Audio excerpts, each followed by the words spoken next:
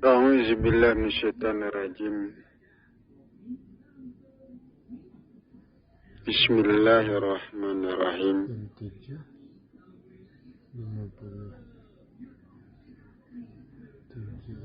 Assalamualaikum warahmatullahi wabarakatuh.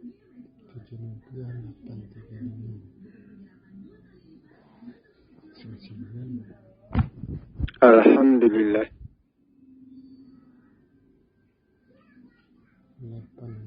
Alhamdulillahi rabbil alamin.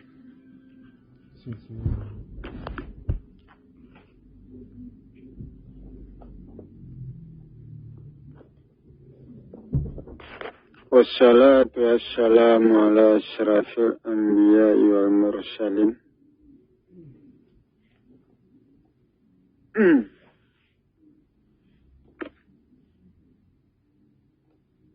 Sayyidana Muhammadin wa ala alihi wa ashabihi rasulillahi ajma'in. Amma ba'du.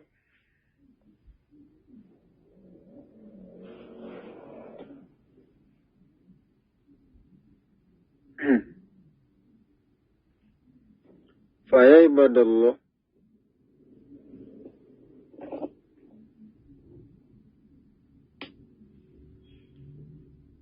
ittaqullaha haqqa tuqatih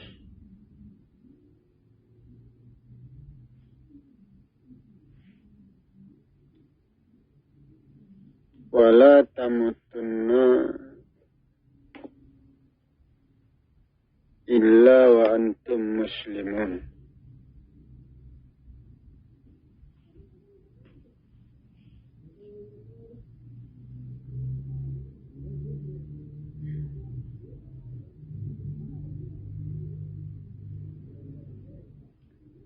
Puji syukur kita berikan kepada Allah,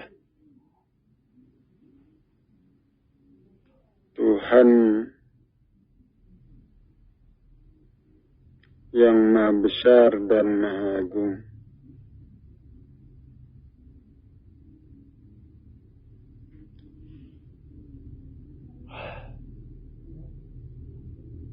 Salam hormat kita berikan pula kepada Muhammad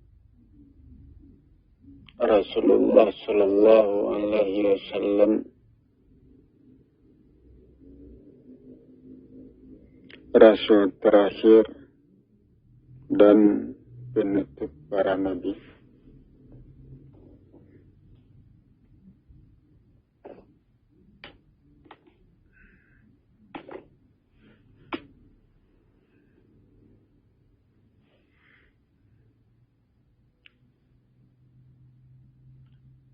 Saudara-saudara,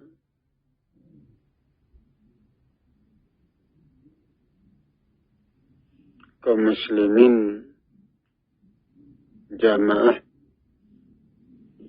yang saya hormati,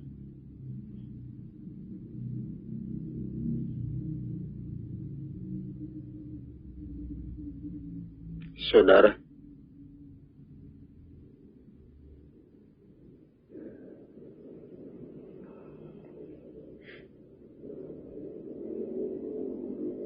Allah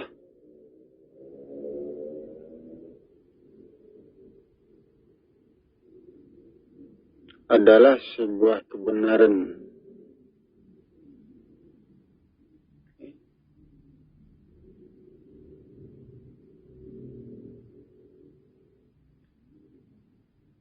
Kebenaran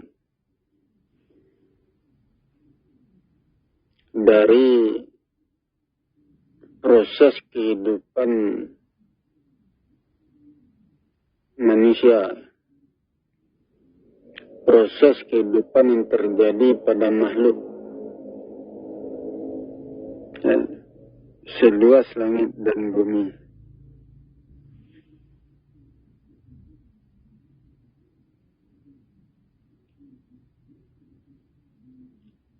Proses apa saja yang terjadi ya,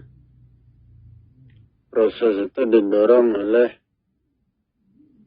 hukum sebab akibat. Ya. Ada penyebab yang mendorong terjadinya sesuatu.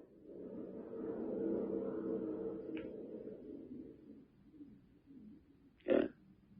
Itulah yang dikatakan kebenaran.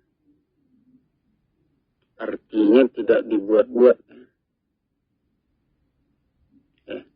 Terjadinya sesuatu, ya, itu bukan diduga-duga atau dipercayai. Terjadinya sesuatu karena ada yang mendorong. Ada penyebab yang mendorong terjadinya sesuatu. Nah, itu. Ya.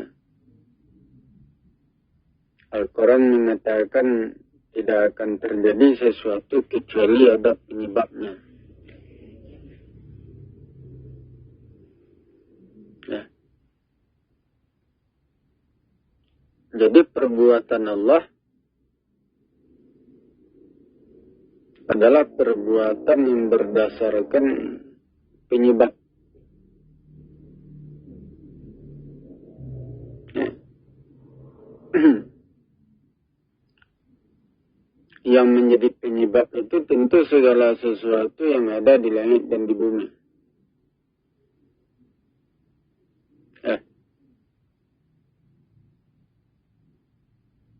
Segala sesuatu yang ada di langit dan di bumi,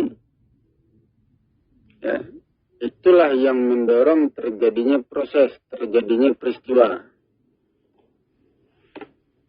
Nah,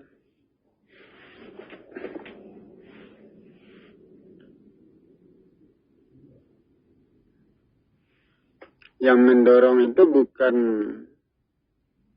tubuh Tuhan.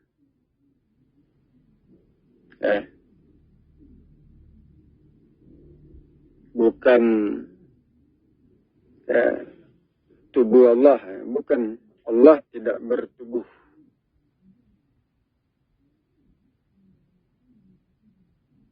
Apabila Allah bertubuh, tentu dia punya hati. Punya keinginan.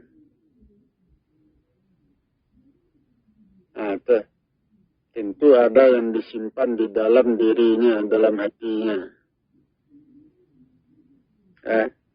Tentu ada keinginan yang disimpan di dalam hati, ya, di dalam diri. Itu kalau dia punya tubuh.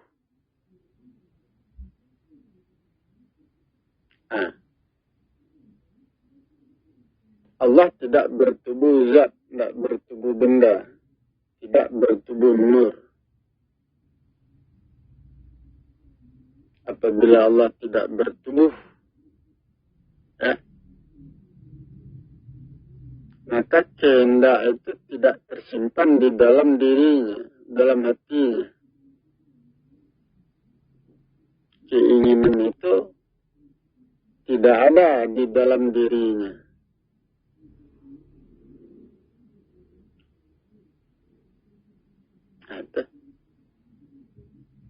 Jadi kehendak Allah itu kehendak yang bagaimana?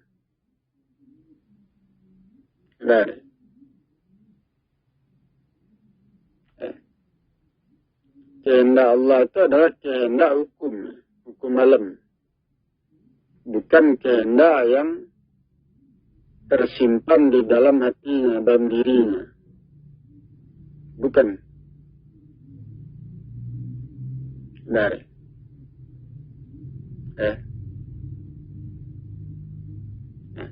Kehendak Allah adalah kehendak yang tumbuh berdasarkan hukum sewajibat. Yang sebenarnya kehendak Allah itu kehendak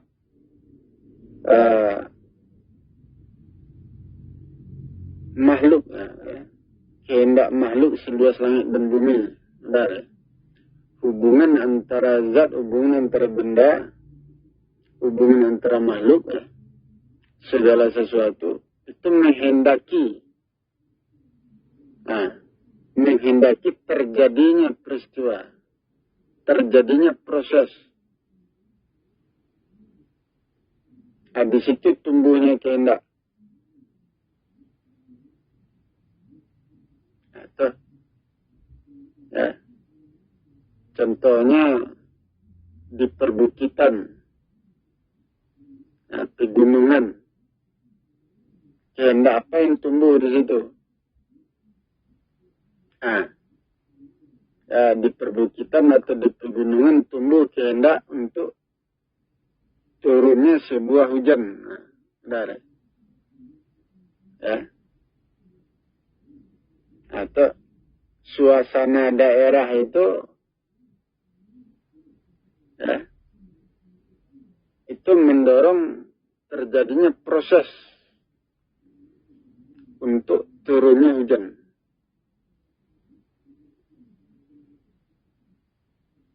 Nah, itu deh. Ya. Begitu pula kalau di padang pasir. Ya. Kehidupan di padang pasir itu menghendaki apa? Ya, menghendaki panas, ya. Kekeringan. Ya. Nah, itu kehendak hukum malam.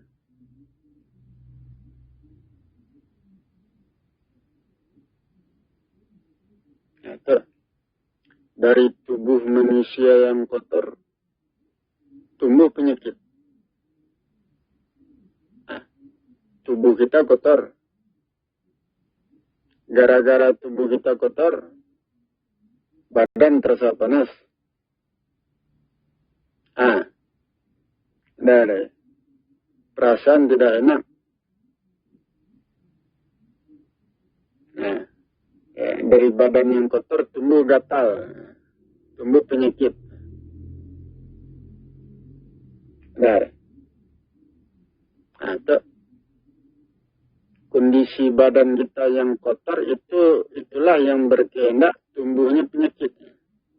Terjadinya proses untuk tumbuhnya penyakit.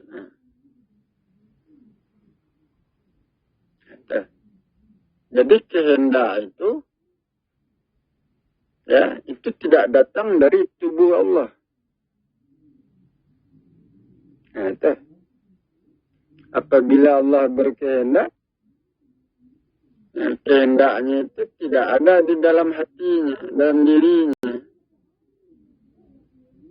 Tidak tersimpan di dalam dirinya. Tidak.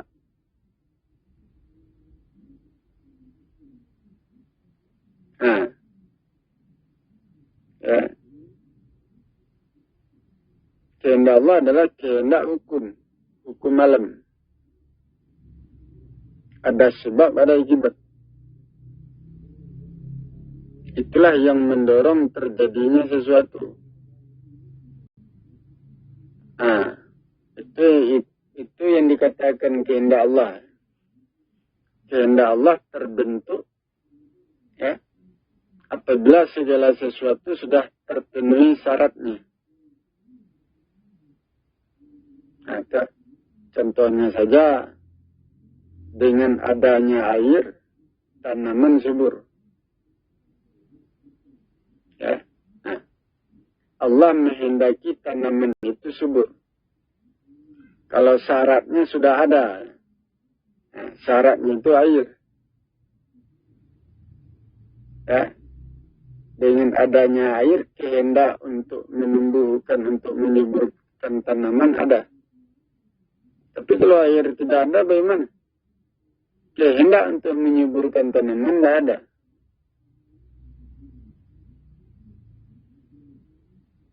Nah, itu. Ya.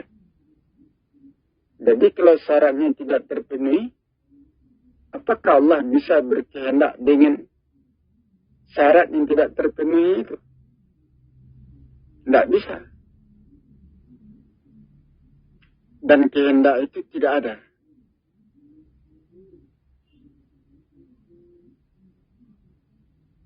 Nah, itu deh.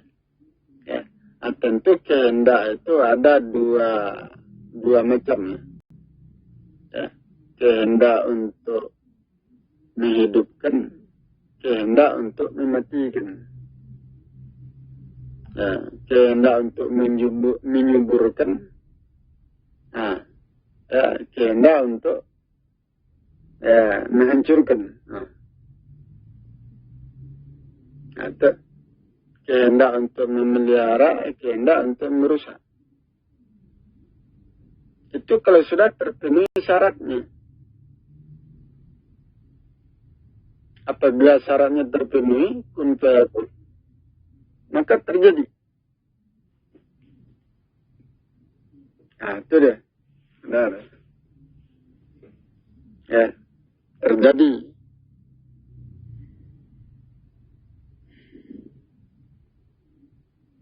Kan nampak ada. Ya. Jadi Allah tidak bertubuh. Tidak memiliki tubuh. Apabila Allah tidak memiliki tubuh, itu artinya dia tidak memiliki hati. Atau apabila Allah tidak memiliki hati, itu artinya keinginan Allah tidak datang dari hatinya, dirinya.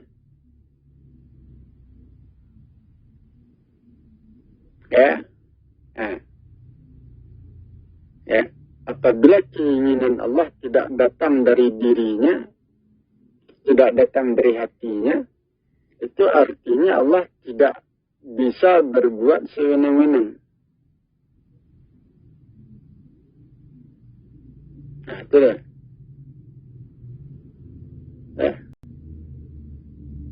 Keinginan Allah, kehendak Allah itu terikat hukum alam, hukum sesuai akibat. Apabila kehendak Allah, keinginan Allah terikat hukum sesuai akibat, maka Allah harus menunggu terpenuhinya syarat-syarat tertentu untuk menghendaki terjadinya sesuatu.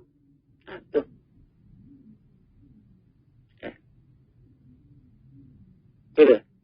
Allah harus menunggu langit dan bumi bekerja, berproses untuk menghadirkan syarat-syarat yang dibutuhkan untuk terjadinya peristiwa, untuk terjadinya sesuatu. Itu. Apakah kejadian itu diperuntukkan untuk orang beriman, atau kejadian itu diperuntukkan untuk orang kafir? Setiap kejadian itu harus memenuhi syarat supaya terjadi. Maka Allah harus menunggu syarat itu harus dipenuhi oleh alam, hukum alam. Apabila syarat-syarat itu sudah terpenuhi di langit dan di bumi, sudah terpenuhi oleh manusia, maka terjadi.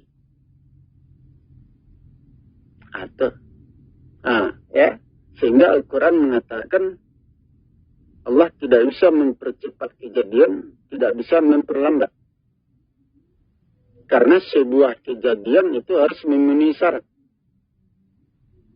harus memenuhi ketentuan, baru terjadi. Itu sebabnya bersabar menunggu. Untuk menurunkan azab saja, untuk menurunkan bencana itu harus ada syaratnya.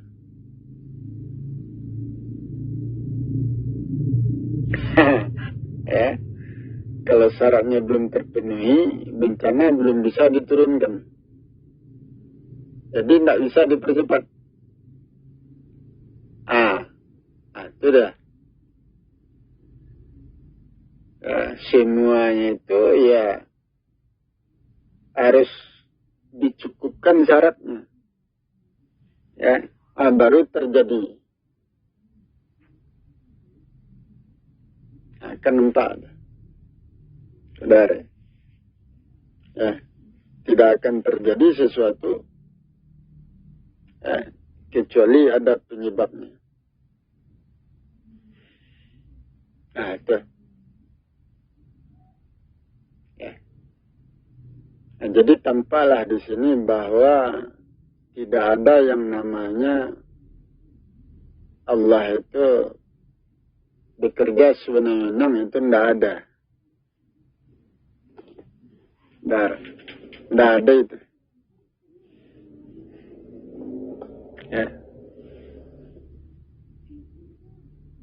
Allah itu bekerja dengan ilmu, berbuat dengan ilmu, menghukum manusia dengan ilmu, bukan dengan kesewenangan dirinya, hatinya. Itu semaunya, seenaknya, bukan.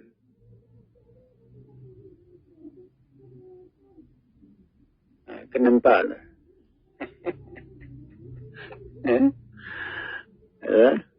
Allah itu Tuhan yang berkuasa, tetapi kekuasaannya terikat hukum, tidak bebas. Allah mengatakan apabila dia berkehendak, itu pasti terjadi. Kehendaknya itu kapan terjadinya, tumbuhnya. Allah itu berkehendak, kehendaknya itu tumbuh ketika syaratnya itu sudah terpenuhi. Itu sebabnya terjadi.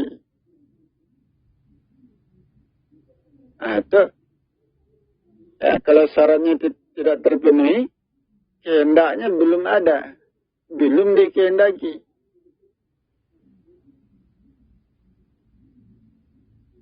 Itu dah. Kenapa ada? Apabila Allah berkehendak, ingin membuat manusia itu beriman, tentu harus memenuhi syarat.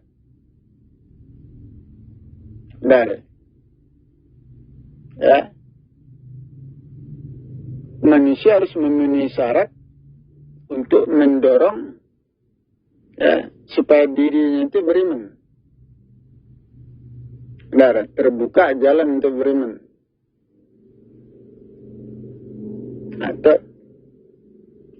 Tetapi kalau manusia tidak memenuhi syarat, pada dirinya syarat untuk beriman itu belum terpenuhi, belum cukup, maka tidak terbuka jalan bagi dirinya untuk beriman. Walaupun dipaksakan, itu tidak akan terbuka.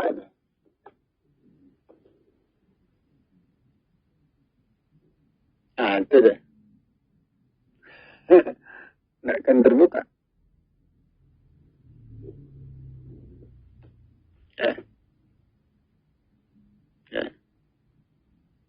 Akan nampak.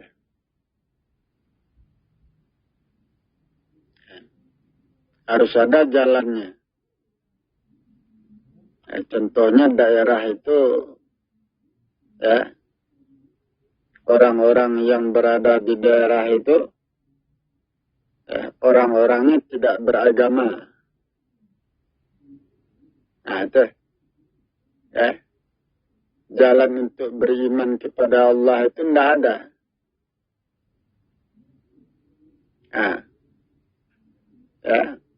Pemikiran mereka, mata mereka, telinga mereka itu tertutup.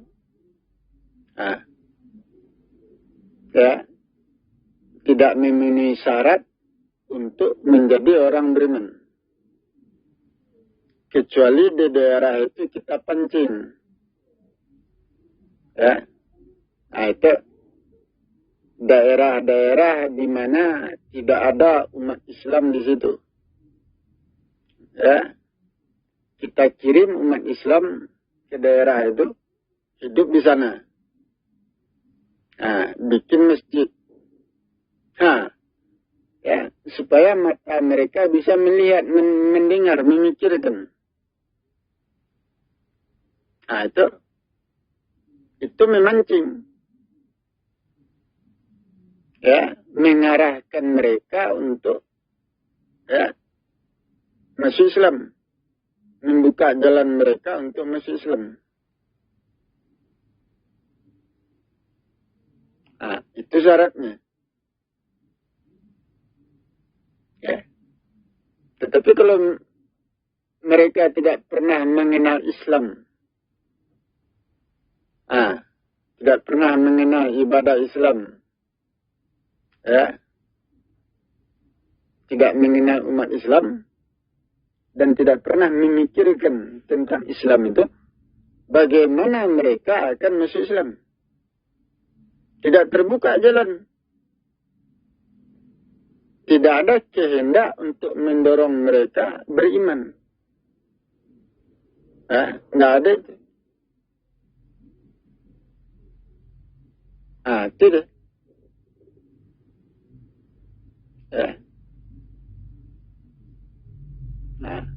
Jadi ada hukum sebab akibatnya ada. Ada hukum sebab akibatnya.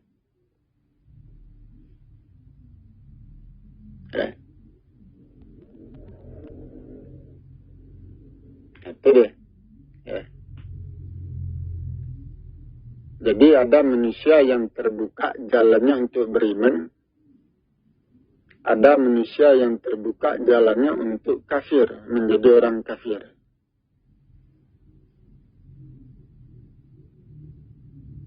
Atau kehidupan manusia sehari-hari itu bisa membuka jalan bagi dirinya untuk menjadi orang munafik, murtad. Bisa saja. Apabila lingkungannya, perbuatannya, kehidupannya, itu mendorongnya untuk murtad. Itu bisa saja itu. Apabila syaratnya sudah terpenuhi. Tetapi kalau kita tinggal di daerah Muslim, segala sesuatu yang ada di daerah itu, itu adatnya, budayanya Muslim, kebiasaannya Muslim, pakaiannya, cara hidupnya Muslim, itu tertutup jalan bagi dirinya untuk keluar dari Islam, tertutup jalan bagi dirinya untuk murtad. Atau artinya dia ditetapkan sebagai orang Islam, ditetapkan sebagai Muslim dengan kondisi yang seperti itu, dikehendaki untuk menjadi Muslim selamanya. Jadi itu hukum akibat itu. Itu deh.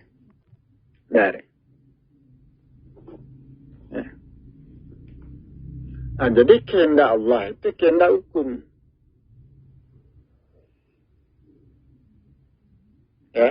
Harus memenuhi syarat.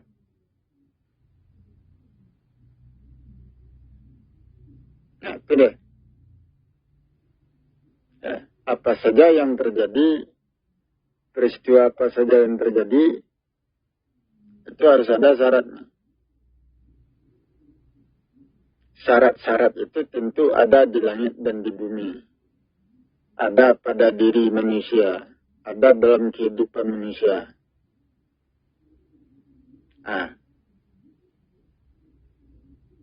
Itu dia.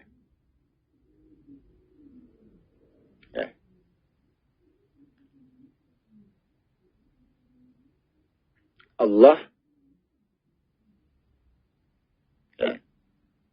tidak bertubuh zat. Allah tidak bertubuh. Apabila tubuh Allah tidak ada, berarti Ya, dia tidak punya hati. Nah, itu. Karena tubuhnya tidak ada. Tidak bertubuh zat, tidak bertubuh nur. Ya. Tidak ada tubuhnya.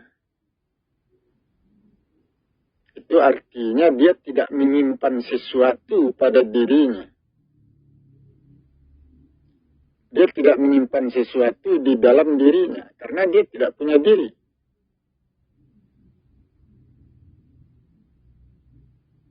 Itu.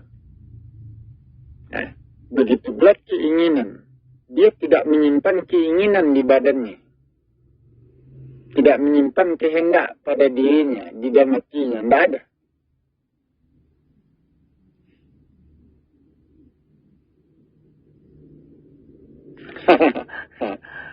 Nah, kan nampak. Sehingga saya mengatakan kehendak Allah itu kehendak hukum. Bukan kehendak yang tumbuh dari dirinya. Bukan. Nah, itu. Jadi contohnya saja ya, Allah menumpahkan amarahnya. Amarah itu tersimpan di dalam dadanya. Tidak ada.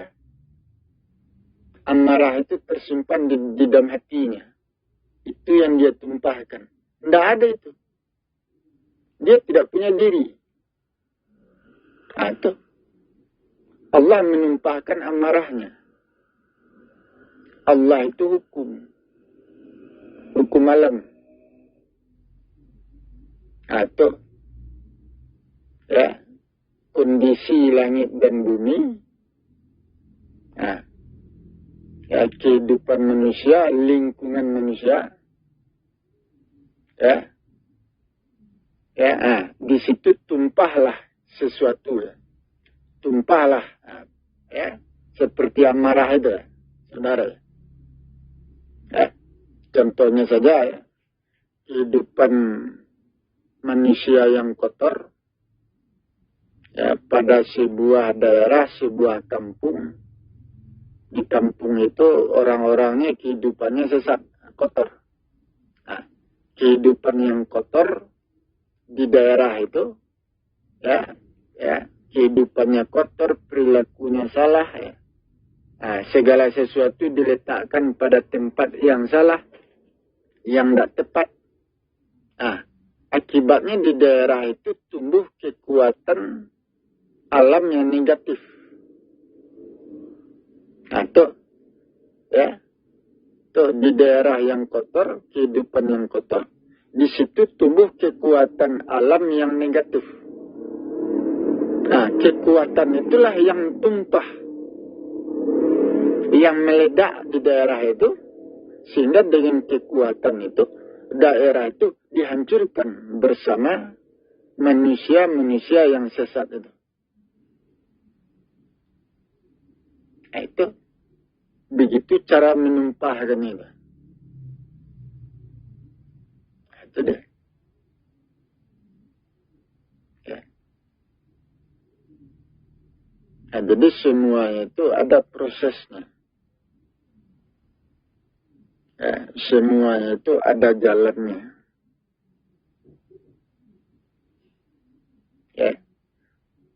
Nah, jadi tidak ada yang namanya kekuasaan yang bebas, ya, sembarangan seenaknya itu tidak ada. Allah berkuasa bebas itu tidak ada itu. Allah berkuasa semaunya seenaknya tidak ada itu. Nah, itu anggapan manusia. Nah, itu. Selama ini manusia bertuhankan kepada Allah yang dipercayai. Ya. Nah, bebas berbuat apa saja. Nah, itu. Ya. Selama ini manusia percaya kepada Allah. Bahwa Allah itu adalah Tuhan yang bisa berbuat apa saja. Tanpa hukum. Tanpa ilmu. Bisa merubah seenaknya. Nah, itu. bisa membolak-balikkan sesuatu seenaknya. Itu keyakinan manusia selama ini. Allah yang seperti itu yang diyakini ada. Padahal Allah yang seperti itu tidak ada. Perbuatan Allah yang sewenang-wenang, semena-mena, itu tidak ada. Tetapi manusia mengimani Allah yang seperti itu. Itu.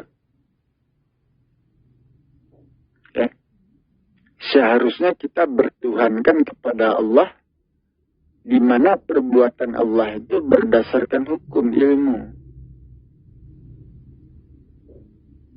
Itu yang kita imani. Atau beriman kepada Allah apabila dia bekerja, berkuasa, itu berdasarkan hukum. Ada alasannya, ada penyebabnya. Allah itu yang kita imani. Itu seharusnya. Tetapi selama ini kita beriman kepada Allah. Allah yang bagaimana? Allah yang bisa berbuat apa saja. Bisa membolak-balikkan apa saja semaunya, seenaknya. Walaupun tidak ada dasar hukumnya. Walaupun tidak ada penyebabnya. Allah yang seperti itu yang kita imani selama ini. Itu salah itu.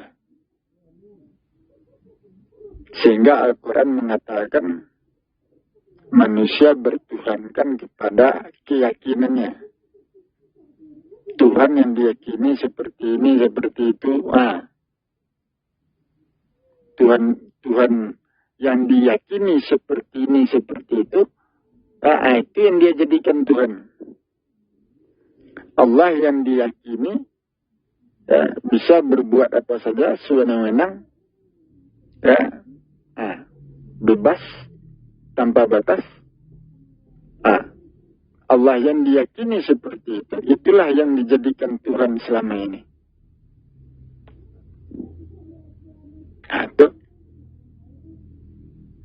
Jadi manusia menduga-duga tentang perbuatan Allah itu. Manusia menduga-duga tentang kebebasan Allah itu. Padahal Allah itu pekerjaannya, perbuatannya, kehendaknya itu terikat hukum. Tidak ada yang bebas. Itu dia. Tidak ada yang bebas. Kita saja yang menganggap bebas.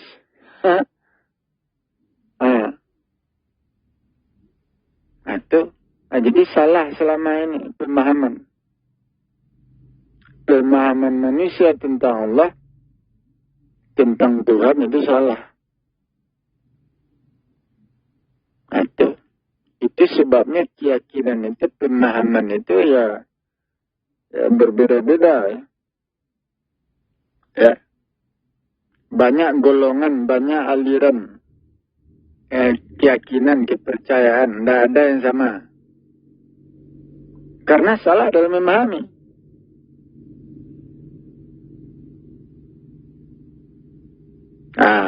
Itu deh. Kenapa? Dalam agama Islam tercipta beberapa golongan. Keyakinannya berbeda-beda itu tentang Allah, tentang Tuhan. Bagaimana Allah itu, perbuatannya, pekerjaannya, kekuasaannya, itu berbeda-beda pemahaman setiap golongan.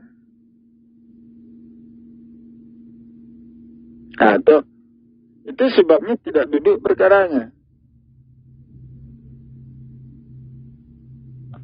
Itu dia. Ada orang yang mengatakan ibadah tidak perlu. Yang perlu apa?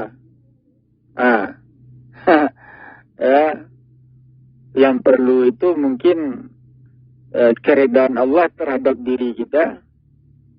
Ya, itu yang membuat kita masuk surga. Nah, ibadah tidak perlu, salat tidak perlu. Ada pula orang yang yakin seperti itu. Nah, itu. Ada pula orang yang mengatakan yang berkuasa itu kehendaknya. Nah, ya, bukan ibadah. Yang menyelamatkan kita kehendaknya, bukan ibadah. Ada pula golongan yang seperti itu. Benar. Macam ada. Ya.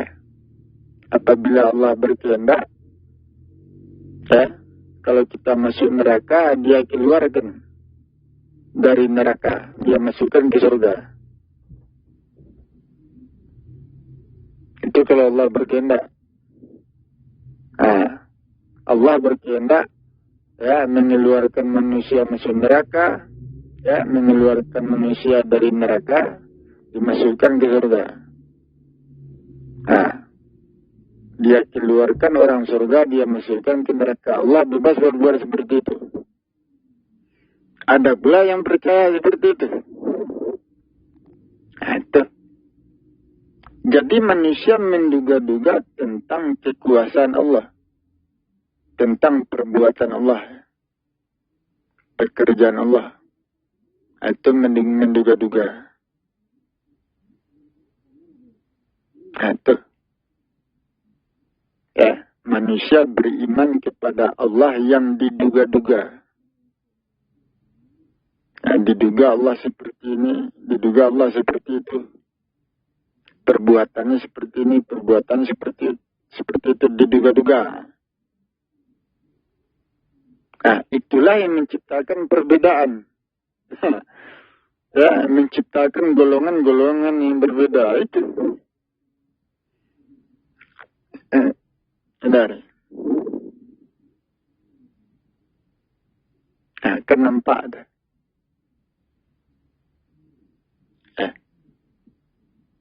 Jadi Allah itu bekerja berdasarkan hukum. Allah bukan makhluk. Allah tidak bertubuh. Ya. Nah, itu deh. Allah tidak bertubuh zat, tidak bertubuh benda. Ya. Tidak bertubuh cahaya, tidak bertubuh nur. Allah itu tiada secara fisik. Fisik Allah itu tiada. Nah, tetapi kekuasaannya ada. Kekuatannya ada. Nah, itu. Tubuhnya tidak ada. Ya, tapi kekuatannya ada. Sifatnya ada. Kan aneh.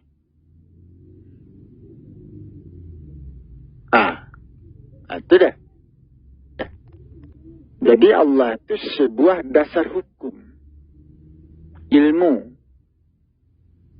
Ya, ilmu yang bekerja untuk membentuk sifat zat, sifat makhluk. Nah, itu. Ya, sifat-sifat. Ya, setiap makhluk, setiap benda ada sifatnya. Sifat memelihara, sifat melindungi. Ya, macam-macam. Seperti pakaian itu sifatnya memelihara. Memelihara tubuh. Rumah itu sifatnya melindungi. Melindungi badan kita dari panas, dingin. Buah-buahan itu, makan, minum, itu sifatnya ya untuk menghidupkan manusia, tubuh manusia. Itu. Ya. Seperti besi itu. Besi itu sifatnya keras. Ya. Itu deh. Seperti angin itu menghancurkan. Ya, badai. badai itu, angin itu sifatnya menghancurkan. Nah, itu deh. Jadi Allah itu tubuhnya tidak ada, tetapi sifatnya ada. Sifat yang melindungi, sifat menghancurkan, sifat memelihara, macam-macam. Nah, sifat itu sifat yang tumbuh, yang terbentuk pada makhluk, pada benda, seluas langit dan bumi. Nah, itu. Dari sebenarnya itu sifat makhluk. Allah tidak ada tubuhnya. Kalau Allah tidak punya tubuh, berarti sifatnya tidak ada. Itu deh. Sifat berkuasa. Ya, sifat berkuasa itu tidak ada di badannya. Allah tidak punya tubuh, tidak bertubuh. Itu. Ya, sifat berkuasa itu tumbuh di langit dan di bumi. Hubungan antara benda-benda, hubungan antara makhluk. Hubungan itu mendorong terbentuknya proses alam. Proses alam yang bekerja untuk membentuk sebuah kejadian. Hubungan antara benda-benda, hubungan itu mendorong terbentuknya kekuatan alam, ya, yang dipakai untuk membangun, untuk memelihara, untuk merusak. Itu benar. Kekuatan yang berkuasa tumbuh di situ, adanya di situ.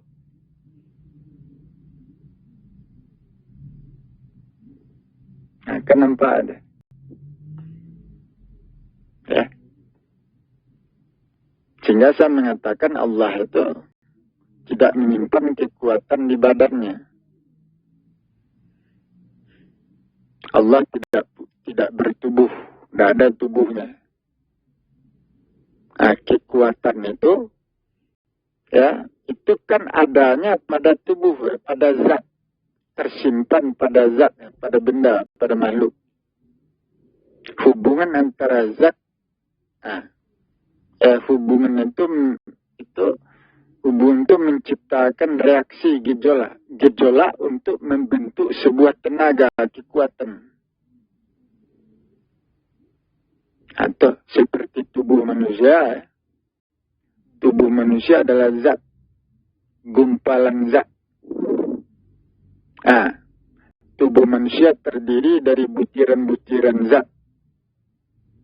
Hubungan antara butiran-butiran zat, hubungan itu menciptakan reaksi gejolak yang mendorong terbentuknya tenaga, kekuatan di badan. Atau reaksi yang terjadi dari hubungan antara zat-zat, butiran zat. Reaksi itulah yang mendorong terbentuknya kekuatan pada tubuh. Itu. Itu dia. Tidak ada. Jadi kekuatan Allah adalah kekuatan alam. Kekuatan yang tumbuh di langit dan di bumi.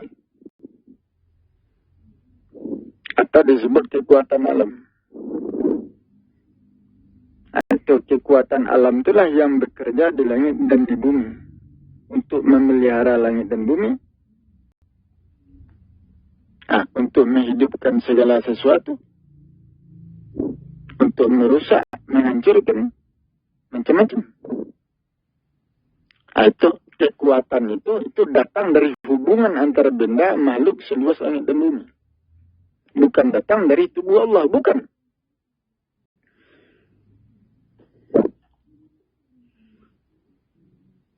Itu deh, saudara. Ada deh. Jadi Allah tidak bisa melepaskan kekuatannya semena-mena, seenaknya, sebebasnya. Tidak bisa. Karena kekuatan itu tidak ada pada dirinya. Allah tidak bisa mempergunakan kekuatannya sewenang-wenang. Karena kekuatan tidak ada pada dirinya. Kekuatan itu tumbuhnya di langit dan di bumi. Atau ya, tiap-tiap daerah itu berbeda, itu kekuatan alamnya berbeda. Contohnya saja hubungan antara bukit-bukit, hubungan antara gunung-gunung, ya, hubungan itu menciptakan reaksi gejolak. Nah, ya, gejolak yang mendorong terbentuknya kekuatan alam yang sangat tinggi. Atau hubungan antara bukit-bukit, hubungan antara gunung-gunung, itu menciptakan gejolak alam yang sangat kuat. Gejolak alam yang mendorong terbentuknya kekuatan alam yang besar, yang tinggi. Nah, tuh. Kekuatan alam yang besar itu adanya di daerah perbukitan pegunungan. Kekuatan alam yang sangat kuat, tinggi. Adanya di situ. Nah, tetapi kalau di daerah itu tanahnya datar, tidak ada bukit, tidak ada gunung. Nah, ya, itu kekuatan alam itu lemah di situ. Atau reaksi atau gejolak untuk mendorong terbentuknya kekuatan alam yang tinggi, yang kuat, itu tidak ada. Nah, proses alam di daerah itu lemah. Di daerah yang tidak ada gunung, tidak ada bukit, datar. Itu proses alam lemah di situ. Tetapi kalau di daerah perbukitan, pegunungan, proses alam tinggi di situ. Nah, itu. Ya. Itu deh. Kekuatan Allah adalah kekuatan hukum. Yang datang dari hukum alam, berdasarkan hukum alam. Nah, kekuatan Allah yang besar adanya di mana? Nah, Allah itu maha kuat. Allah memiliki kekuatan yang sangat besar, tinggi. Itu adanya di mana kekuatan itu? Itu adanya di daerah perbukitan, pegunungan. Nah, atau tidak ada di daerah yang datar. Allah maha kuat. Kekuatan Allah itu sangat kuat, sangat tinggi. Itu adanya di mana? Itu adanya di daerah garis peredaran matahari. Di daerah panas. Ya. Atau ya. Panas matahari ya. Itu berfungsi untuk mengangkat atau menghidupkan kekuatan atau tenaga. Panas matahari itu berfungsi untuk mendorong terjadinya gejolak reaksi. Sehingga gejolak alam itu tinggi. Di situ terbentuk kekuatan yang sangat besar. Kekuatan alam yang sangat besar. Nah, itu. Ya. Tidak. Tetapi kalau daerah itu tidak berada di daerah garis peredaran matahari, nah itu kekuatan alamnya itu lemah. Tidak besar. Tidak tinggi. Nah, itu kan dikaji itu. Nah, itu dah. Nah, Allah itu maha kuat. Kekuatannya sangat besar, sangat kuat, tinggi. Nah, itu adanya di mana? Itu adanya pada zat. Zat halus, zat padat. Seperti besi. Atau besi, ya, biji-biji besi. Itu zatnya halus.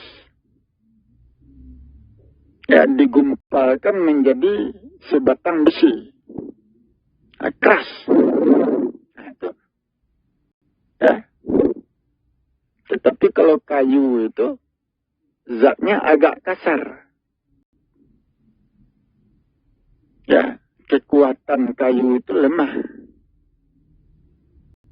Karena zatnya kasar, mudah pecah, mudah retak, mudah hancur. Zat yang kasar itu mudah pecah. Tetapi kalau zatnya halus, itu tidak mudah pecah. Itu kuat itu.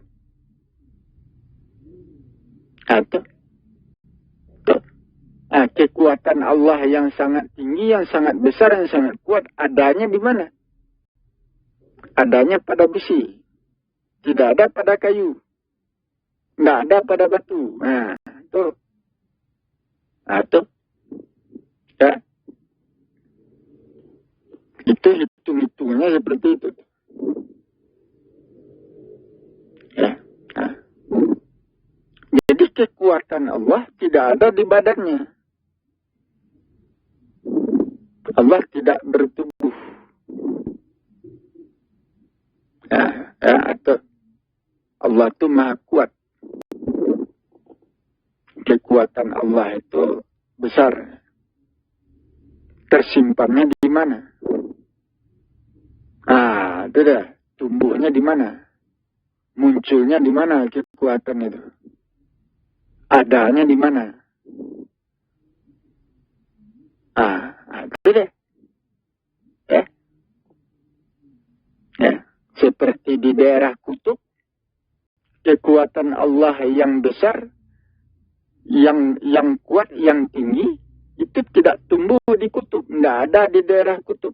Kutub utara, kutub selatan. Ya. Itu tidak ada itu. Ya. Kekuatan Allah yang besar itu tumbuhnya di daerah panas. Benar. Panas itu mendorong proses itu tinggi ya, gejolak alam itu tinggi. Ya, semakin panas gejolak alam itu semakin tinggi ya, semakin naik. Itu ada di daerah garis peredaran matahari. Itu dah. Contohnya saja seperti Indonesia. Indonesia terdiri dari pulau-pulau. 5 pulau besar. Hubungan antara pulau-pulau, itu setiap pulau itu berbeda alamnya. Ya, berbeda pulaunya, berbeda alamnya. Berbeda alamnya, tentu kekuatannya berbeda. Hubungan antara beberapa pulau, hubungan itu dipersatukan oleh satu pemerintahan. Benar.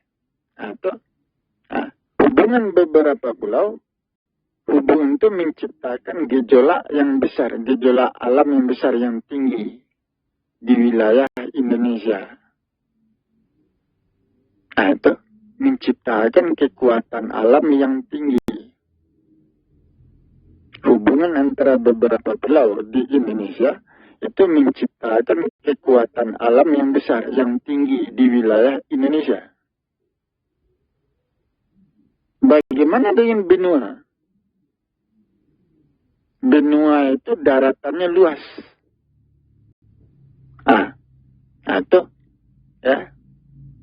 Benua itu satu pulau, satu benua, ukurannya luas.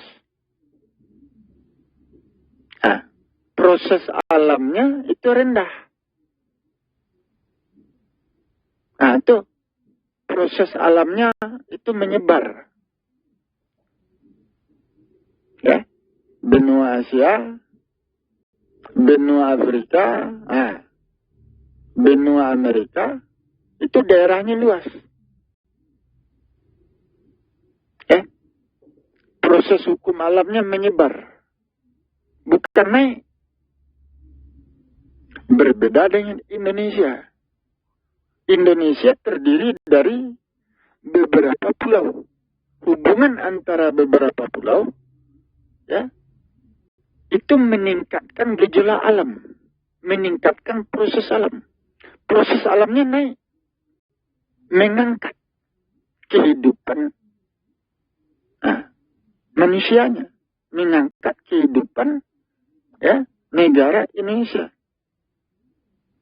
Nah, itu mengangkat itu. Nah, itu.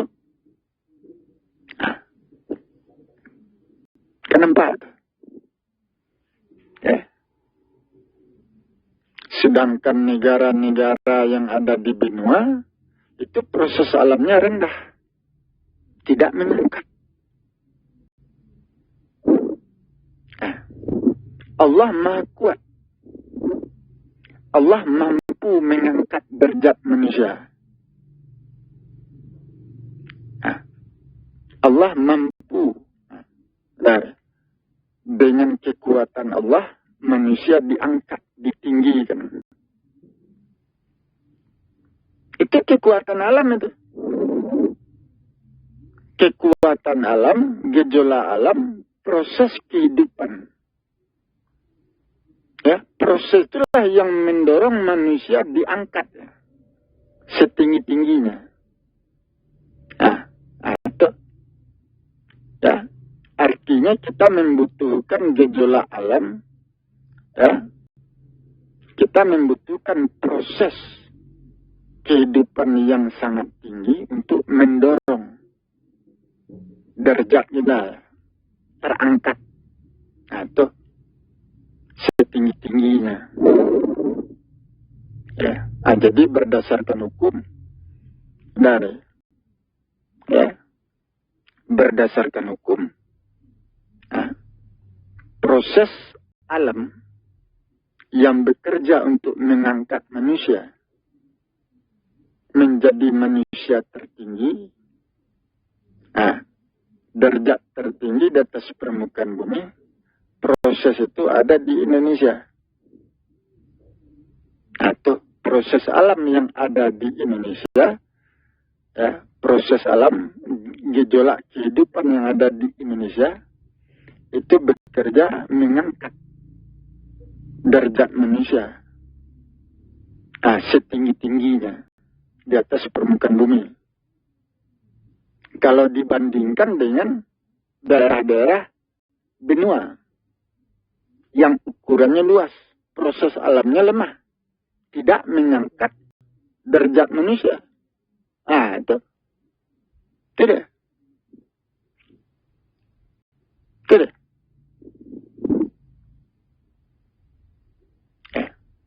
Itu sebabnya saya mengatakan kalau kita memahami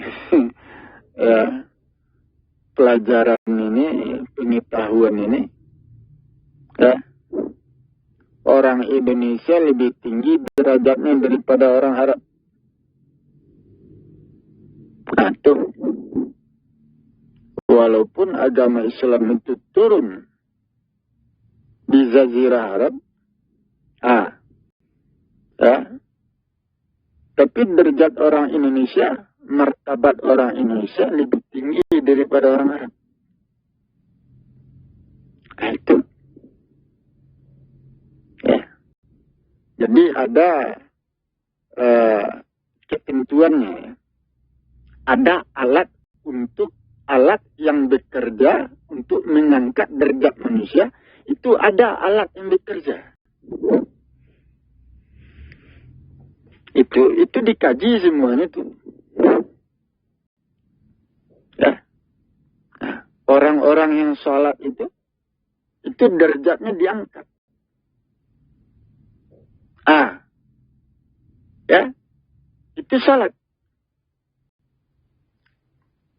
Ya, sholat itu kan gerakan-gerakan rukuk sujud, gerakan-gerakan yang berfungsi untuk mengangkat, mendorong jiwa raga manusia tegak, terangkat. Itu. Tapi sholat itu tidak cukup. Kita membutuhkan alam.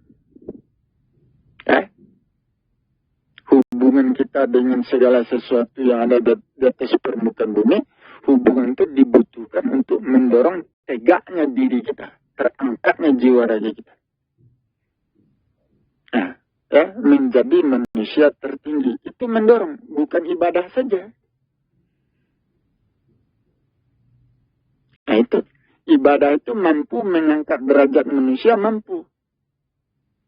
Ya, tapi tidak penuh. Atau, tidak penuh. Ya, katakanlah 80%. Ya, tidak mencapai 100%. Nah, benar. Nah, itu. Ya, kita membutuhkan tata letak. Ya, di mana kita berdiri.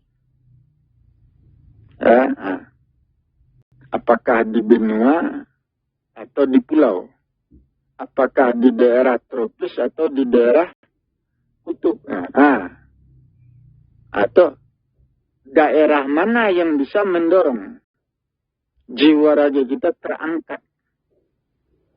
Atau ya, proses alam yang mampu mendorong proses kehidupan, gejolak alam ya, yang mampu mendorong jiwa raga kita naik menjadi orang tertinggi di atas permukaan bumi.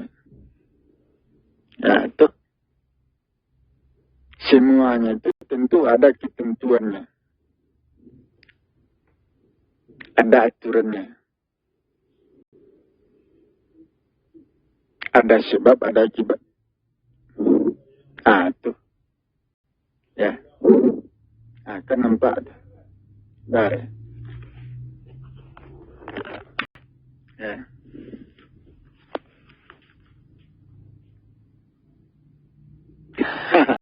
Ada. Ya. Kalau kita mengaji ya semuanya bisa terbongkar. Ya, itu kalau kaji kita benar ya, saudara. Dasar hukum kita mengaji itu benar. Itu deh. Ya, semuanya bisa terbongkar. Ya, kita mengaji bukan menduga-duga. Ya, enggak. Ada dasar hukumnya, ada ilmunya. Ada aturan-aturan, ketentuan-ketentuan yang harus dipenuhi. Itu. Ya. Jadi perbuatan Allah itu berdasarkan hukum. Bukan perbuatan yang dijalankan dengan sewenang-wenang, bukan.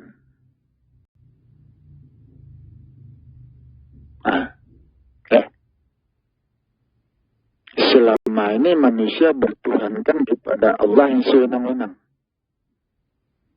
Itu salah itu. Allah tidak pernah berbuat sewenang-wenang, menciptakan sewenang-wenang. Seenaknya, semaunya. Tidak ada. Tidak ada Allah yang seperti itu.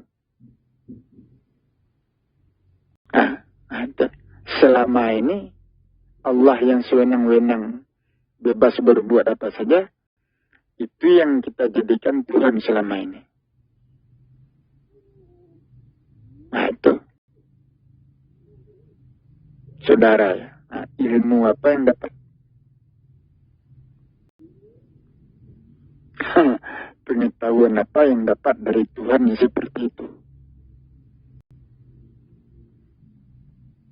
Itu berbeda dengan saya. Allah yang saya imani adalah Allah yang bekerja berdasarkan hukum.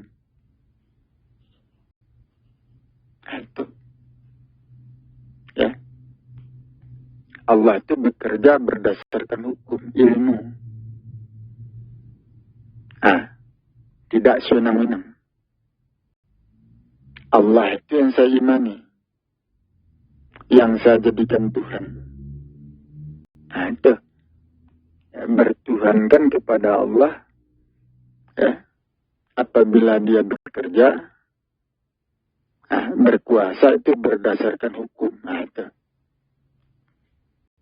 Nah, itu. Nah, kenapa itu? Nah, dengan mempelajari ini keluar ilmu, keluar pelajaran. Keluar pengetahuan-pengetahuan baru.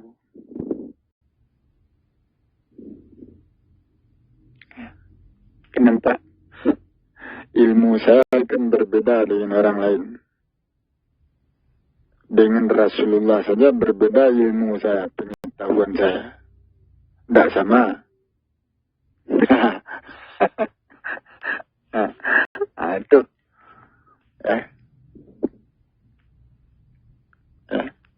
Muhammad Rasulullah saja dia belum mengenal Allah itu bagaimana. Perbuatan Allah bagaimana. Itu. Ya. Muhammad Rasulullah dia sendiri percaya Allah bisa berbuat apa saja semaunya, dari bebas, sewenang-wenang. Muhammad saja percaya itu, walaupun dia Rasul. Itu berbeda dengan saya. Saya tidak percaya. Ya. Allah berbuat seenaknya, semaunya, sebebas-bebasnya. Tidak ada. Allah bekerja dengan ilmu, dengan hukum. Ya. Al-Quran berulang-ulang mengatakan bahwa apa saja yang terjadi itu ada dasar hukumnya. Ada alasannya, ada penyebabnya. Bukan sewenang-wenang. Apa saja yang terjadi pada manusia, yang terjadi pada langit dan bumi, itu bukan hasil kesewenangan Allah. Bukan. Itu hasil dari hukum. Hukum suakibat. Jadi artinya manusia beriman kepada Allah yang diduga-duga. Bukan Allah yang sebenar-benarnya. Itu. Jadi pengetahuan ini belum tersentuh oleh manusia. Bahkan Nabi dan Rasul pun belum menyentuh pengetahuan ini, kaji ini. Itu. Ini kan kaji baru. Pelajaran baru. Ya. Itu sebabnya kalau saya turun gelanggang berceramah ini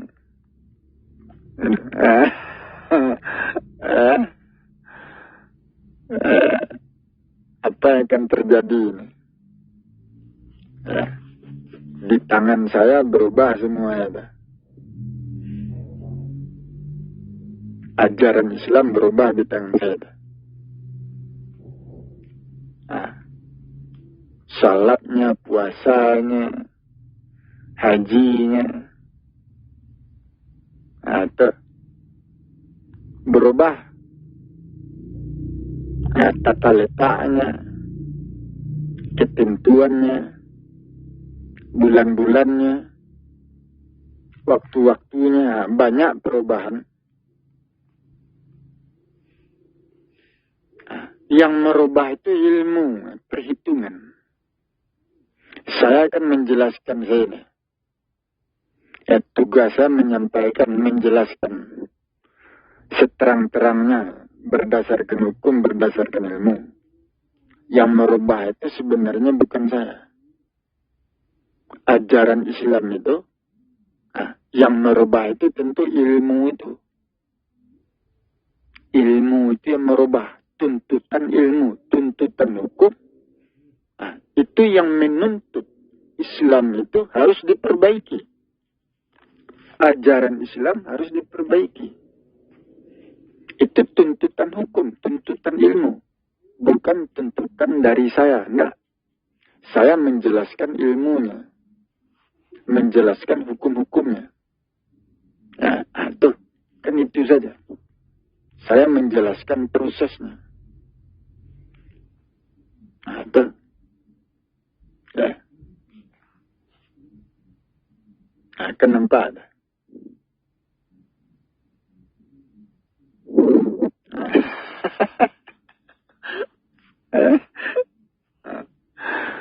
Jadi ini pelajaran, ini pengetahuan. Ya. Aku turunkan Al-Quran untuk membersihkan diri manusia. Petunjuk bagi manusia. Obat bagi manusia. Untuk menyelesaikan urusan manusia. Itu. Nah, kenapa ilmu ini dipakai untuk menyelesaikan urusan manusia? Kalau kita bertanya kepada orang yang mempelajari ilmu ketuhanan, untuk apa dia? Ya, dia mempelajari ilmu ketuhanan. Ma'rifatullah, mengenal Allah. Untuk apa dia mempelajari ilmu itu? Apakah untuk menjadikan dirinya Tuhan? Tuhan ada di badannya. Ujung-ujungnya dia mengatakan dia Tuhan. Apakah ilmu dipakai untuk itu? Atau ilmu dipakai bukan untuk menjadikan diri kita Tuhan. Bukan. Ya. Atau udah deh.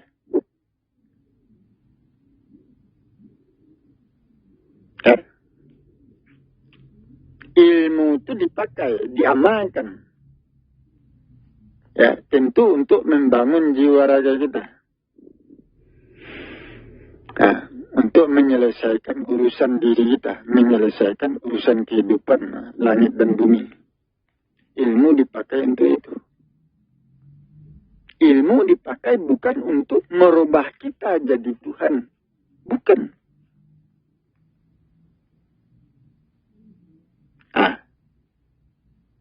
Jadi, orang-orang yang berusaha mencari Tuhan, mengenal Tuhan, ujung-ujungnya dia mengatakan dirinya Tuhan. Bebas berbuat apa saja. Itu untuk apa itu ilmu itu? Ilmu untuk merubah dirinya menjadi Tuhan. Tidak ada ilmu seperti itu. Tidak memahami Tuhan itu apa. Tuhan itu bukan zat. Zat tidak bisa dijadikan Tuhan. Tubuh manusia itu zat, benda. Zat itu dikuasai oleh hukum. Itu. Zat itu bertuhankan kepada hukum. Hukum alam, hukum sebab akibat. Hukum itulah yang menguasai zat, menguasai makhluk. Tubuh manusia zat.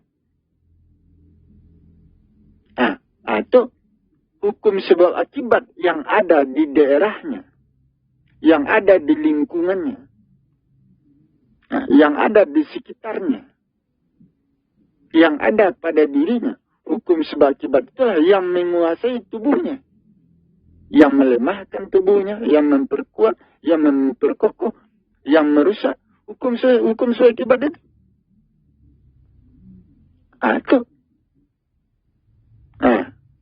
Berani-beraninya dia mengatakan dirinya Tuhan. Tidak ada itu. Tidak ada. Jadi ilmu itu tidak membawa manusia, tidak merubah manusia menjadi Tuhan. Tidak. Tidak ada itu.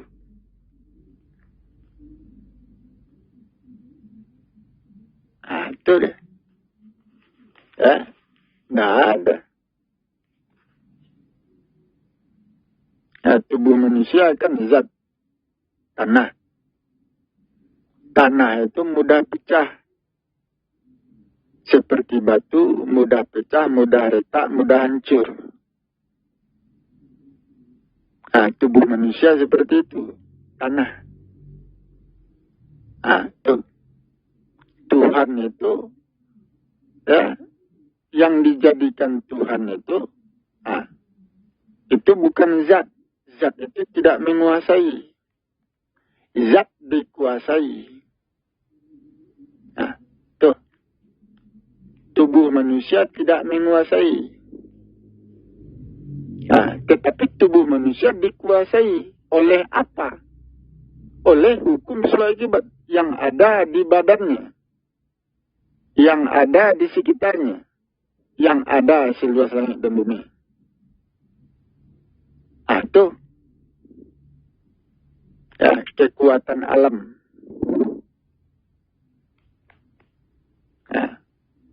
Ya, manusia tidak mampu membentengi dirinya dari kekuasaan hukum alam. Hukum sebab akibat tidak mampu. Bagaimana pula dia mengatakan dirinya jadi Tuhan. Nah, itu seperti Firaun mengatakan dirinya Tuhan. Ya, Firaun saja tidak mampu membentengi dirinya dari hukum sebab akibat. Hukum alam tidak mampu. Hancur juga. Nah, itu. Nah, jadi ilmu itu dipakai untuk menyempurnakan jiwa raga kita. Ya, bukan untuk merubah diri kita jadi Tuhan. Nah, itu.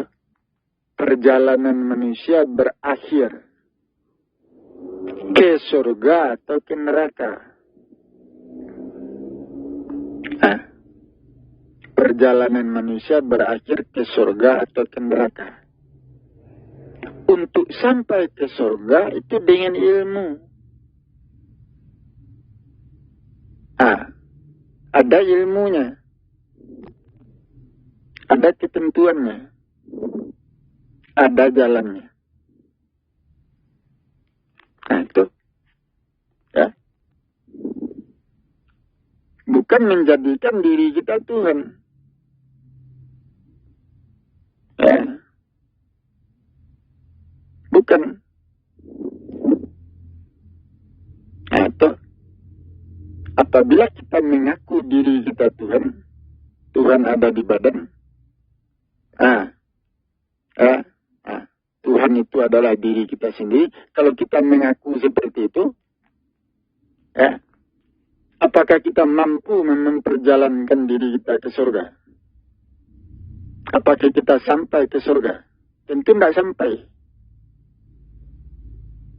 Ya, untuk sampai ke surga dibutuhkan ilmu. Dibutuhkan amalan. Dibutuhkan jalan, proses.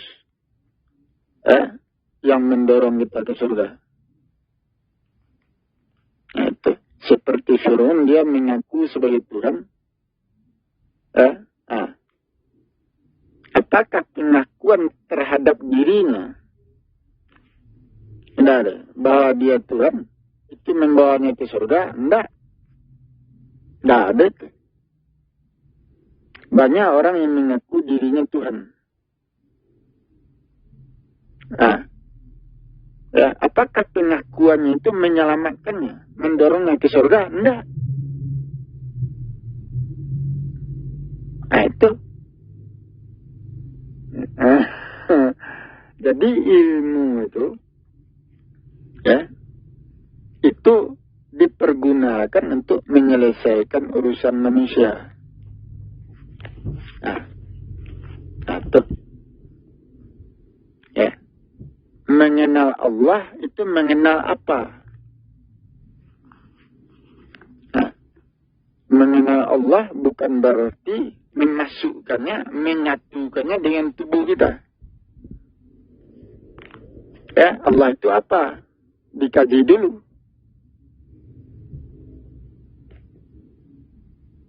Nah, itu. Ya, mengenal Allah itu mengenal pekerjaannya, perbuatannya, kekuasaannya. Itu yang dikenal. Ya, pengenalan manusia kepada Allah itu tidak sampai mengenal tubuhnya, menyentuh tubuhnya. Tidak ada itu. Atau, ya, sudah. Nah, kenalilah dirimu, engkau akan mengenal aku. Siapa aku? Aku adalah yang menghidupkan tubuhmu. Aku adalah yang mampu melukai tubuhmu. Aku adalah yang menggerakkan dirimu. Aku yang membuat tubuhmu kuat, yang membuat tubuhmu lemah. Ya, yang membuat badanmu sakit-sakit. Yang membuat badanmu tegak, kuat, kokoh. Itu aku yang membuat seperti itu. Aku itu siapa? Itu. Aku itu sebuah jalan ilmu. Ya, jalan yang dipakai untuk memperkuat diri kita. Seperti sholat. Sholat itu adalah jalan untuk menegakkan jiwa raga. Itu aku yang menegakkan jiwa raga. Aku itu apa? Itu jalan. Sholat itu sebuah jalan untuk menegakkan diri. Menegakkan jiwa raga. Itu yang dikatakan aku itu. Aku yang menghidupkan manusia. Hidupnya manusia itu dengan makanan, dengan minuman. Itu. Ya. Tuh, makanan yang bergizi. Ya, makanan yang bergizi. Dengan itu tubuh manusia tegak hidup. Sehat. Aku yang menyehatkan. Aku yang menghidupkan. Aku menegakkan. Itu ilmunya itu. Jalannya, caranya itu. Itu pakaian manusia memelihara tubuh manusia. Aku yang memelihara manusia. Pakaian itu yang memelihara. Cara berpakaian itu memelihara. Itu. Ya. Pakaian kita menutup seluruh tubuh kita itu memelihara. Itu. Tetapi kalau pakaian itu separuh badan, itu tidak memelihara itu.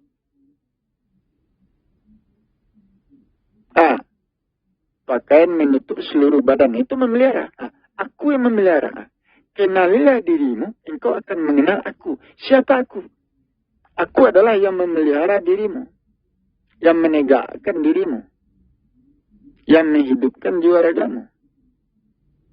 Apa itu? Itu jalan yang lurus. Sebuah jalan, sebuah amalan. Tuh. Yang mampu menghidupkan, memelihara, menjaga manusia. Itu yang disebut kebenaran, yang disebut Allah itu. Itu dia. Ya. Itu pengenalan itu. Jadi mengenal Allah itu bukan mengenal tubuhnya. Bukan. Allah tidak bertubuh zat, tidak bertubuh benda, tidak bertubuh nur. Bukan. Itu.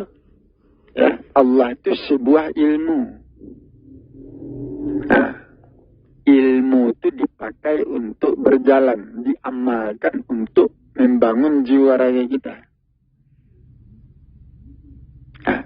Tuh, manusia ditegakkan dengan sebuah jalan, sebuah amalan. Ya, manusia ditegakkan dengan perbuatannya sendiri.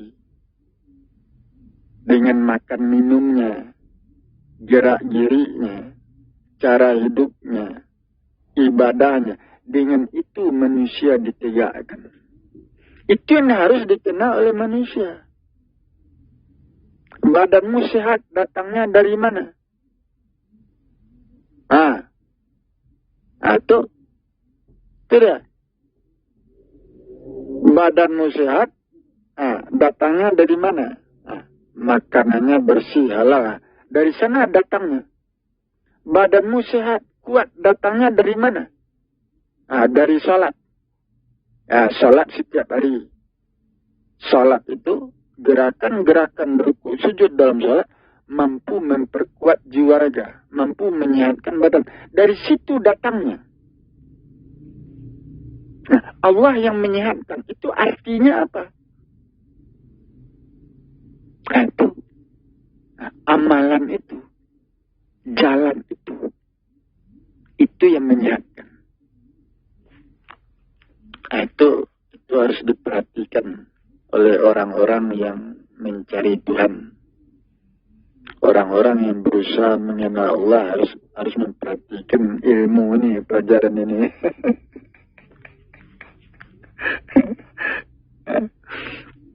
Benar. Itu. Jadi manusia membutuhkan Allah. Artinya manusia membutuhkan pengetahuan untuk menyempurnakan penciptaan jiwa raganya. Atau membutuhkan pengetahuan. Jiwa raga manusia belum sempurna.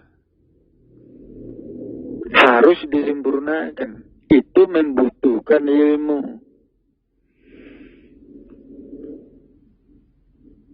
Itu deh. Kita enggak.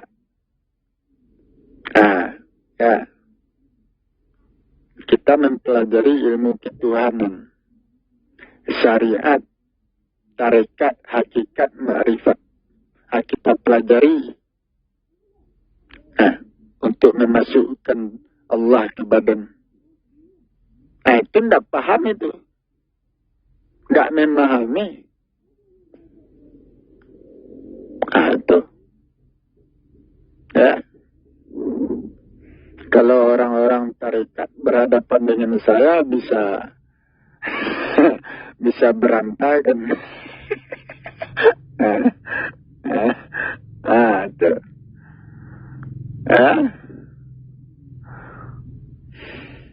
Dan di tangan saya, hancur di tangan saya itu.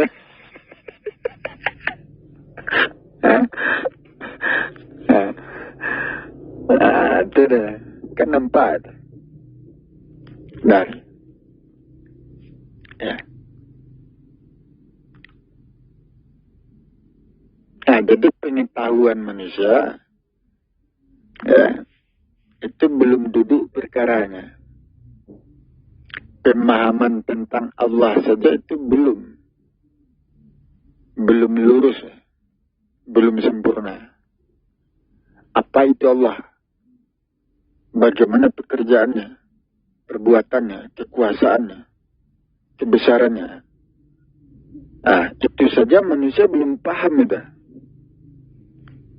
Belum memahami.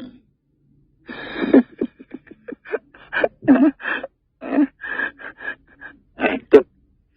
Ya. Jadi banyak terjadi penyimpangan di dalam memahami tentang Allah itu, Tuhan itu. Itu. Banyak terjadi penyimpangan. Dari tidak sesuai. Kebanyakan manusia menduga-duga. Siapa Allah, bagaimana kekuasaannya, bagaimana pekerjaannya. Kebanyakan manusia menduga-duga. Itu. Akibatnya, syariat Islam, itu tidak sesuai dengan apa yang dikehendaki.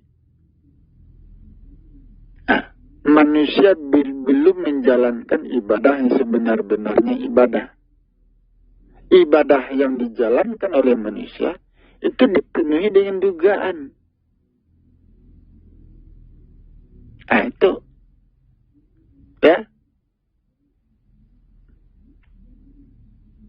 tidak berdasarkan hukum. Atau ibadah yang sebenar-benarnya ibadah, itu ukuran-ukuran ibadahnya sudah ditetapkan. Sementara kita enggak. Ibadah itu kita tambah-tambah, kita kurang-kurangi. Waktunya kita cari-cari. Atau dari macam-macam. Ya, tidak sesuai. Apa kata kita? Ya, kalau kita tambah ibadah kita, surganya tambah besar. Itu. Tambah 2 rakaat lagi, surganya besar, pahalanya besar. Itu menduga-duga. Tidak memahami. Dan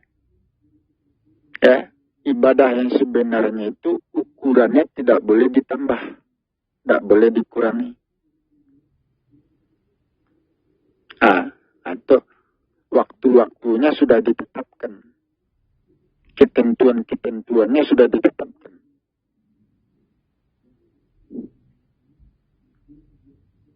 Itu dia. Jadi karena kita tidak memahami Allah itu siapa, bagaimana, kekuasaannya, pekerjaannya, kebesarannya, karena kita tidak memahami Allah itu berakibat kepada ibadah. Akibatnya ibadah kita kerjakan dengan dugaan-dugaan. Itu ibadah tidak dikerjakan berdasarkan ilmu hukum. Tetapi dipenuhi dengan dugaan. Itu diduga kalau kita sholat dapat ini, dapat itu. Banyak seperti itu.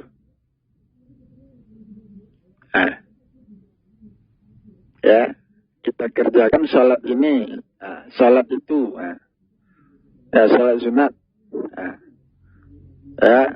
diperbanyak, ditambah-tambah sholat sunat. Diduga dapat ini, dapat itu, macam-macam. Tidak ada dasar hukumnya, ilmunya. Itu. Kalau saya terangkan semuanya, maka ajaran Islam, syariat Islam berubah total di tangan saya. Itu berubah total.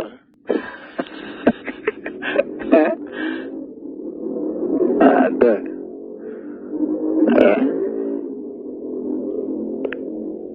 Kenapa?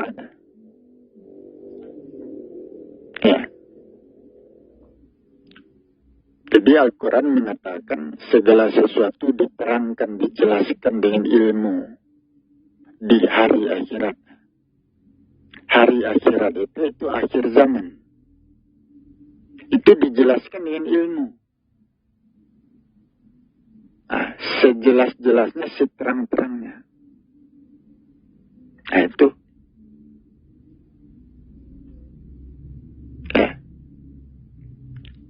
Semuanya terbongkar itu.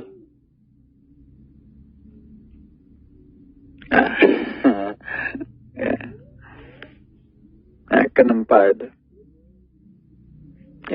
Umat Islam saja mendengar kaji saya, pelajaran saya, seperti ini pelajaran saya ini, kaji saya ini.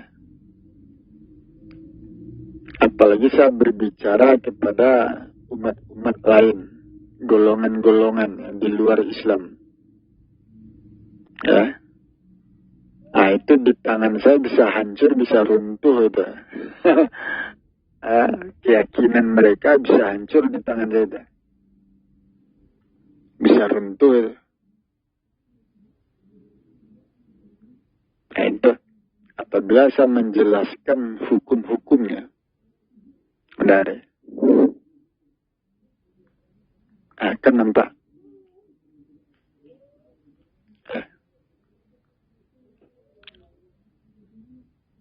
Jadi itulah yang harus kita perhatikan, yang harus kita pahami, yang harus kita pelajari, ya, bahwa manusia harus, pengetahuan manusia harus betul-betul sampai kepada dasarnya, dasar hukumnya harus sampai. Ya, jangan menanggung. Jangan menanggung. Tuh. Ya. Saudara, sebenarnya yang ditunggu itu kan pelajaran ini. Nah, itu saya yang ditunggu karena saya memiliki pelajaran ini, ilmu ini, pengetahuan ini. Nah, Tuhan memberikan petunjuk kepada saya, memberikan pelajaran kepada saya. Isinya ini. Benar, tidak sama. Pengetahuan saya berbeda dengan manusia di atas permukaan bumi. Ya, berbeda dengan Nabi dan Rasul, tidak sama. Atau, ya, tuh, yang ditunggu-tunggu itu sebenarnya kan saya itu. Ya, orang yang diberi petunjuk. Nah, kan itu yang ditunggu-tunggu, petunjuk itu yang ditunggu-tunggu. Kita membutuhkan petunjuk, pelajaran, ilmu untuk menyelesaikan urusan manusia di akhir zaman. Nah, kan itu. Ya, petunjuk itu, pelajaran itu, ilmu itu, ya, itu di tangan saya, turun kepada saya.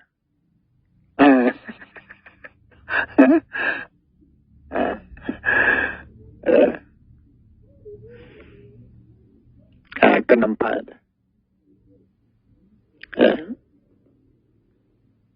Itu dia. Jadi Allah memberikan pelajaran, petunjuk kepada saya, tentu saya harus menyampaikan kepada manusia. Tapi apakah manusia sudah siap untuk itu? Kan itu. Apakah umat Islam dan seluruh manusia sudah siap mendengar? Mendengar pengetahuan ini, pelajaran ini, ya. Pelajaran yang diberikan Allah kepada saya itu.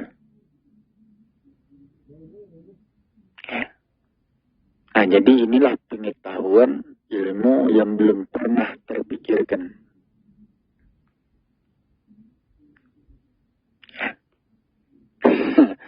Ya, pengetahuan yang belum pernah tersentuh oleh manusia.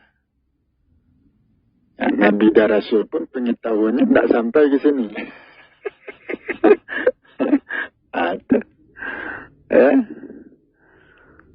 Itu artinya jangkauan pemikiran saya itu melebihi Nabi dan Rasul. Itu artinya itu. Itu tidak main-main itu.